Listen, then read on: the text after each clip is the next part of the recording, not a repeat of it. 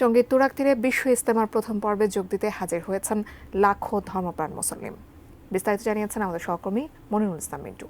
এবারে বিশ্ব ইজতেমা সব দিক থেকেই অনেক ব্যতিক্রম, কারণ এবার 3 পর্বে বিশ্ব ইজতেমা অনুষ্ঠিত হচ্ছে এবং এই প্রথম পর্বকে বলা হচ্ছে শুরিয়া নিজাম এবং মৌলানা জুবাইরের অনুসারীরা তারা অংশ নিচ্ছেন।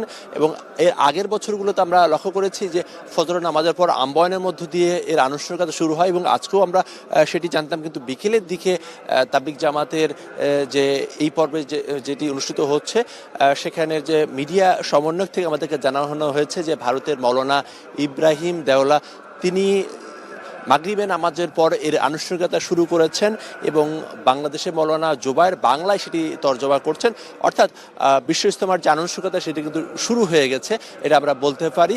এবং আগামী রোববার আখেরি মোনাজাত অনুষ্ঠিত হওয়ার কথা এবং এই বিশ্ব ইজতেমা যাতে সুষ্ঠুভাবে পরিচালিত হতে পারে সেজন্য বিপুল সংখ্যক আইনশৃঙ্খলা বাহিনীর সদস্যরা তারা মোতায়েন রয়েছে এবং এর পাশাপাশি স্বেচ্ছাসেবকরা যারা তাবলিগের স্বেচ্ছাসেবকরা রয়েছেন তারা সড়কে খিত্তায় বিভক্ত হয়ে তারা দায়িত্ব পালন করছেন। এখানে কয়েক স্তরের নিরাপত্তা রয়েছে, ওয়াচ টাওয়ার রয়েছে, সিসিটিভি ক্যামেরা রয়েছে, র্যাব, পুলিশ এবং এবং অন্যান্য বাহিনীর সদস্যরা তারা দায়িত্ব পালন করছেন।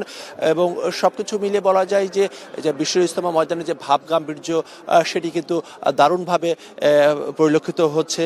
মুসল্লিরাও সন্তুষ্ট, আবহাওয়া বেশ চমৎকার রয়েছে এবং এবং কোনো ধরনের যাতে কোনো বিশৃঙ্খলা সৃষ্টি না হয় সেটিও কিন্তু মুসল্লিরা প্রত্যাশা করছেন।